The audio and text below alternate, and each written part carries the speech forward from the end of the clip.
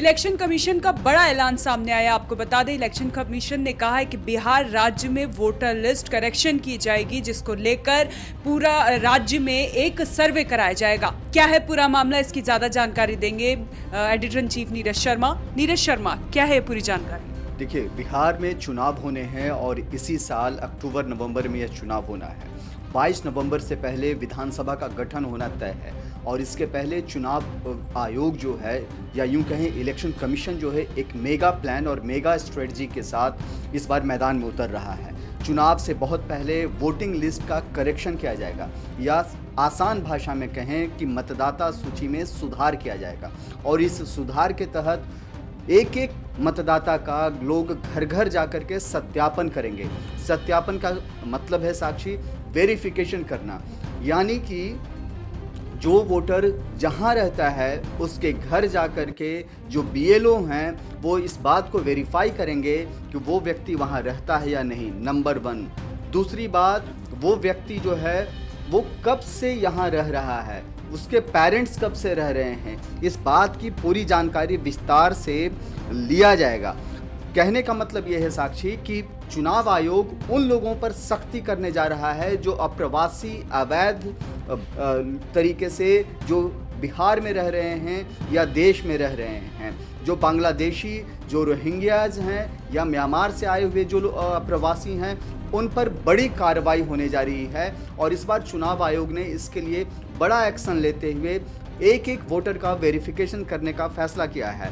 और इसके तहत साक्षी, जो सबसे इम्पॉर्टेंट पॉइंट ये है कि वेरिफिकेशंस के दौरान ये पता किया जाएगा कि जो वोटर्स यहाँ है, जो अवैध तरीके से रह रहा है, उसके फादर या मदर जो हैं इस देश में क्या 1987 से पहले रहते थे या नहीं रहते थे।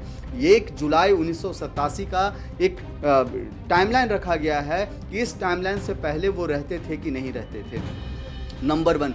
दूसरा, 1 जुलाई 1987 के बाद का अगर किसी के पास है तो क्या उसके पेरेंट्स का वहाँ जन्म हुआ है या नहीं हुआ है, यानी कि इस देश में जन्म हुआ है या नहीं हुआ है, इस बात का भी पता लगाया जाएगा। 1 जुलाई 1987 से 2004 तक की वो टाइमिंग रखी गई है कि अगर इस देश में जन्म हुआ है तभी वो यहाँ के वोटर बन सकते हैं, वरना नहीं बन सकते हैं। तो 2 चीज़ें हैं साक्षी, इस बात को समझना कि 1 जुलाई 1987 से पहले से वो व्यक्ति यहाँ रह रहा हो, नंबर 1। दूसरा, अगर नहीं भी रह रहा हो तो उसके पेरेंट्स जो है 1 जुलाई 1987 से 2004 के बीच में भारत में जन्म लिए हों, इस देश में जन्म लिए हों, तभी वो इस देश का वैलिड मतदाता माना जाएगा। और ऐसा नहीं होने पर उसकी वोटर लिस्ट भी रद्द की जाएगी। साथ साथ इस बात की पहचान की जाएगी कि वो अवैध तरीके से देश में रह रहा है। आपको बता दें साक्षी कि इसके पहले गृह मंत्री अमित शाह ने अवैध प्रवासियों की लिस्ट तैयार करने की एक डेडलाइन रखी है, जो डेडलाइन समाप्त हो चुकी है। इसको लेकर के एक रिपोर्ट जो है पहले ही केंद्र सरकार को हर एक राज्य के होम सेक्रेटरी ने भेजा है, उस पर बड़ी कार्रवाई अंदर खाने हो रही है। लेकिन अब चुनाव आयोग का अवैध प्रवासियों पर सर्जिकल स्ट्राइक, इसको हम कह सकते हैं कि वोटिंग स्ट्राइक ये हो रहा है। और ऐसे तमाम मतदाता जो हैं, जो वोटर लिस्ट में जिनका नाम भले ही शामिल हैं, लेकिन अगर वो 1 जुलाई 1987 की तारीख जो है उसको नहीं वो काउंटर कर पाते हैं, उस पर वो सटीक नहीं बैठते हैं, तो उनको उनकी वोटर लिस्ट को कैंसिल कर दिया जाएगा।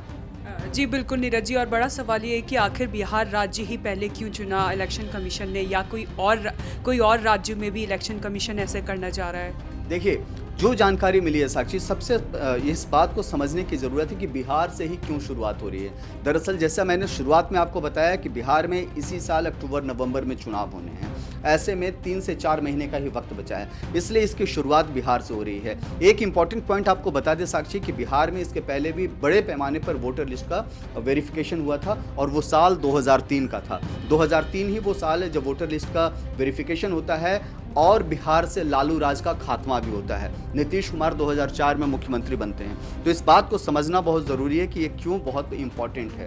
दूसरा, बिहार के साथ साथ पश्चिम बंगाल, पुडुचेरी, तमिलनाडु, इन राज्यों में भी, केरल, इन राज्यों में भी जो है इलेक्शन कमीशन जो है वेरिफिकेशंस का जो अपनी प्लानिंग है उसको लाने जा रहा है, करने जा रहा है।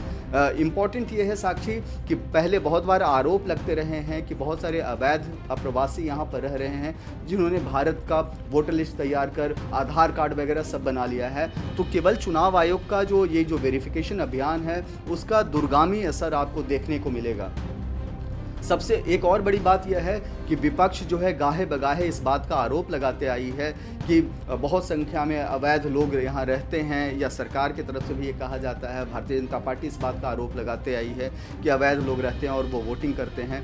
अभी जब पाकिस्तान के साथ ऑपरेशन सिंदूर से पहले जब सरकार ने एक ऑर्डर जारी किया कि कितने पाकिस्तानी हैं जिनका वीज़ा 48 घंटे में ख़त्म करो और इनको देश से निकाल बाहर करो, तब भी हमने देखा कि कई ऐसे लोग थे जो इस देश में रह रहे थे और अवैध तरीके से रह रहे थे। उनका यहाँ का वोटर आईडी कार्ड भी था और आधार कार्ड भी था। आप समझ सकते हैं कि इतने बड़े पैमाने पर पहचान पत्र कैसे वो बनाते हैं। तो एक बड़ा नेक्सस इसके पीछे काम करता है। और अब स्ट्राइक की जो मैंने बात कही कि इलेक्शंस कमीशन की स्ट्राइक ऐसे ही नेक्सस के खिलाफ है, ऐसे ही लोगों के खिलाफ है जो अवैध तरीके से न केवल देश में रह रहे हैं बल्कि उनके पास वोटर लिस्ट भी है, वोटर लिस्ट में उनका नाम भी है। तो ऐसे लोगों को अब निकाल बाहर किया जाएगा और उन्हें वोट देने से भी रोका जाएगा। जी नीरज जी, बहुत बहुत धन्यवाद आपका। तो ये बड़ी खबर, अब बिहार राज्य में जो अवैध तरीके से रह रहे हैं उनके खिलाफ अब नकेल कसी जाएगी। इतना ही नहीं, मतदाता सूची में अगर उनका नाम है तो वहां से भी हटाया जाएगा। पल पल की अपडेट हम आप तक पहुंचाते रहेंगे। आप जुड़े रहे हमारे साथ और देखते रहे